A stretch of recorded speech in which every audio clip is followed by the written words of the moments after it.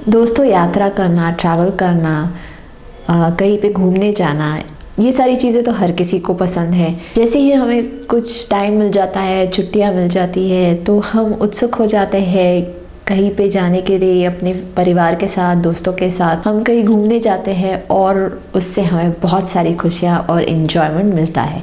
पर क्या आपको पता है कि यात्राओं के साथ साथ आपकी बौद्धिक क्षमता भी बढ़ती रहती है। बस ये करना है कि उस यात्रा को आपको एक तरीके से जाना है, तब जाके आपको वो दोनों ही फ़ायदे मिलेंगे कि खुशी भी मिलेगी, एन्जॉयमेंट मिलेगी, प्लस उसके साथ साथ आपकी बौद्धिक क्षमता भी बढ़ सकती है। तो आइए जानते हैं ये कैसे मुमकिन है इस वीडियो में। और ऐसी ही कई सारी टिप्स और खुशियाँ पाने के तरीक़ों को हम इस चैनल पे आपको बताते रहते हैं। इन खुशियों के सफ़र में जुड़ने के लिए इस चैनल पे बने रहिए और इसे ज़रूर सब्सक्राइब कीजिए। पहले तो इस बात को जानते हैं, न्यूरो साइंटिस्ट जो है वो पहले कहते थे कि जो इंसान की जो बौद्धिक क्षमता है ना, वो उसकी मतलब वो बढ़ना या कम होना ये उसके हाथ में नहीं है, उसके जीन्स में है, वो जेनेटिक है, पूर्वजों से की देन है, उसके हाथ में कुछ नहीं है, ऐसे वो पहले मानते थे।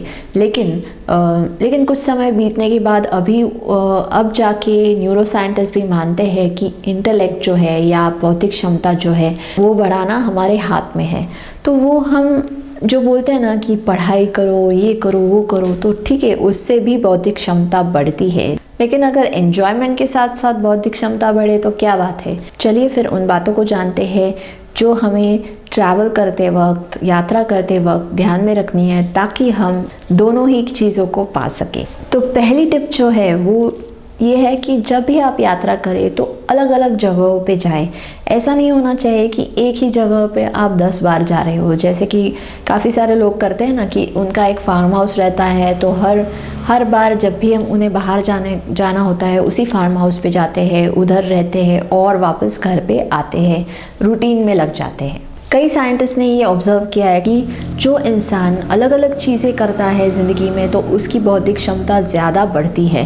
तो जैसे कि हम बोलते हैं करियर में या रोज़ रोज़ वही चीज़ें कुछ इंसान करते रहते हैं, वही ऑफिस, वही लोग, वही बातें, वही काम करने का तरीका, वही घर पे टिपिकल उनका जो एक रूटीन रहता है, उसके अलावा वो कुछ नहीं करते हैं। तो ऐसे लोग धीरे धीरे उनकी जो बुद्धि है वो धीरे धीरे, मतलब जैसे बोलते हैं ना कि उस पर एक धूल सी जम जाती है और वो उसका इस्तेमाल नहीं कर पाते हैं।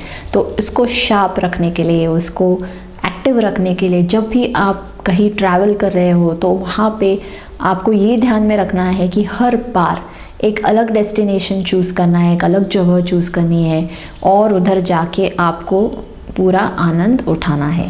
जैसे ही आप वातावरण बदल जाता है, लोग बदल जाते हैं, आसपास का माहौल बदल जाता है, आपका जो इंटेलेक्ट है वो ज़्यादा काम करता है और जैसे ही उसको कुछ काम दिया जाता है वो बढ़ता है। दूसरी जो टिप है वो ये है कि आप जो भी प्लानिंग करेंगे या जहाँ भी यात्रा पे जाएंगे, वो चाहे अपनी खुद के भारत देश में हो या कहीं और आपको किसी और देश में जाना हो, तो वो खुद से करें।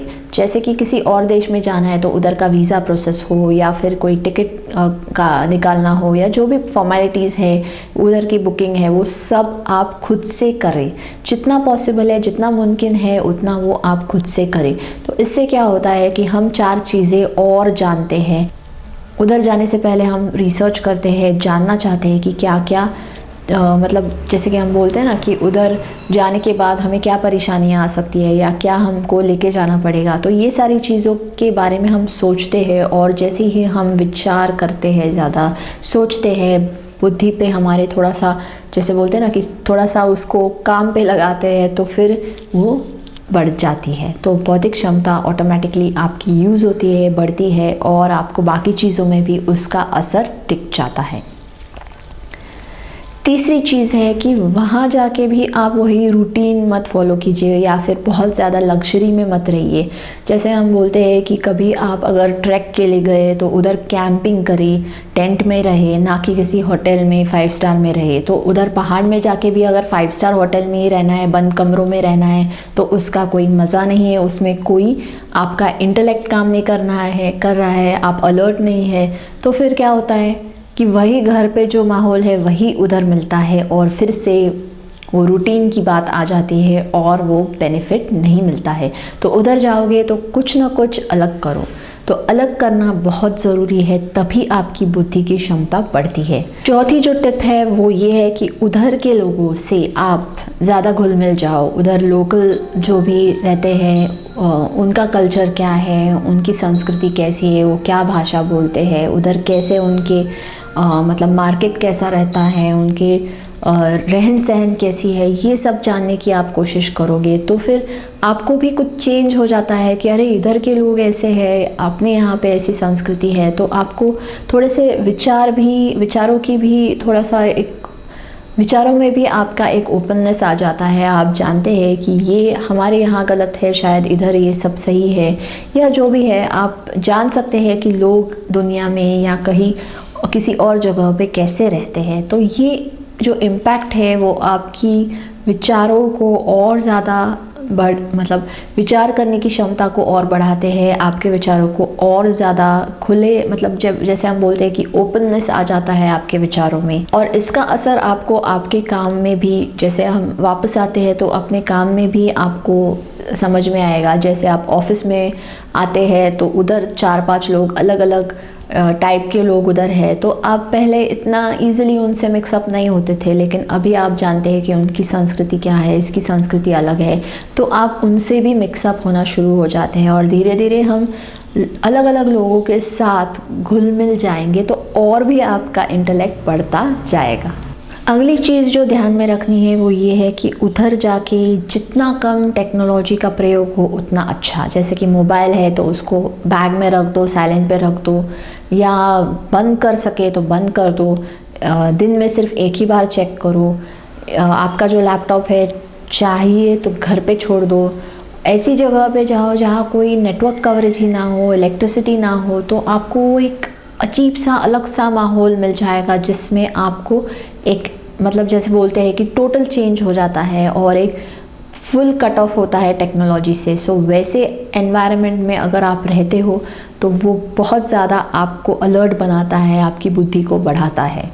तो नेचर के जितने करीब आप रह सकते हो उतना रहेंगे तो और अच्छा है। आप एक फ्रेश फील आपको आ जाएगा और आपका जो दिमाग है वो तेज़ चलने लगता है जैसे आप नेचर के साथ रहते हो। अगली जो चीज़ आपको ध्यान में रखनी है वो जब भी आप कोई ट्रैवल ट्रिप प्लान कर रहे हो उसमें कुछ ना कुछ एडवेंचरस ज़रूर करें। जैसे कि जिसको भी पॉसिबल है, जिनको भी मुमकिन है वो एडवेंचर ज़रूर करें। जैसे कि राफ्टिंग है, कहीं रॉक क्लाइंबिंग है, कहीं पे पहाड़ चढ़नी है, कहीं पे पैराग्लाइडिंग करना है, या कोई बलून की राइड है, या ऐसा ही कुछ मतलब जो आपको थोड़ा सा हट के जो आप रोज़मर्रा की ज़िंदगी में नहीं कर पाते या नहीं करते हैं वैसा कुछ वहाँ जाके करना है। तो ये भी आपको अलर्ट बनाता है और आपको बहुत अच्छा महसूस कराता है। हो सकता है कि उस वक्त आप थोड़े से डर जाए, थोड़ा सा अलग सा महसूस हो, लेकिन वो जो है, वो जो फीलिंग है, वो जो एडवेंचर है वो आपको कई सारे सालों तक याद रहेगा और वो याद करके आप बहुत खुश होते हो। और खुशी के साथ साथ आपका जो अलर्टनेस बढ़ता है वो करने की वजह से वो आपकी बौद्धिक क्षमता को पॉजिटिवली इफ़ेक्ट करता है। और आखिरी चीज़ जो है वो ये है कि आप अगर किसी ट्रिप पे जा रहे हो तो फैमिली के साथ जाना है तो ठीक है, वो एक बात है, लेकिन कुछ ट्रिप्स में ऐसा करना चाहिए जहाँ पे लोग आपके साथ जो है वो भी अलग है। जैसे कि कोई ग्रुप ट्रिप कर ले, किसी दोस्तों के साथ जाए, कि हर बार उन्हीं 4 लोगों के साथ अगर आप जाते हो तो क्या होगा कि एक रूटीन सा बन जाता है वहाँ पर भी, और आपको अलग लोगों से मिक्सअप होने की जो आदत है जिससे आपकी बुद्धि ज़्यादा काम करती है वो नहीं हो पाता है। तो जितने ज़्यादा लोग आपकी ज़िंदगी में होंगे उतनी ही ज़्यादा आपकी बौद्धिक क्षमता बढ़ जाती है, क्योंकि हम अलग लोगों के साथ अलग अलग तरह से डील करना सीख जाते हैं। तो आपकी यही आदत जो है, या हम बोल सकते हैं उसको प्रैक्टिकल नॉलेज जो है, कॉमन सेंस जो है, या फिर हमारा जो डे टू डे व्यवहार है वो बहुत सुधर जाता है अब जैसे ही हम ज़्यादा से ज़्यादा लोगों से इंटरेक्ट करते हैं। तो ये थी कुछ टिप्स जिससे आप आपके ट्रैवलिंग से या आपकी यात्राओं से आपकी बौद्धिक क्षमता को भी अच्छे से बढ़ा सकते हैं।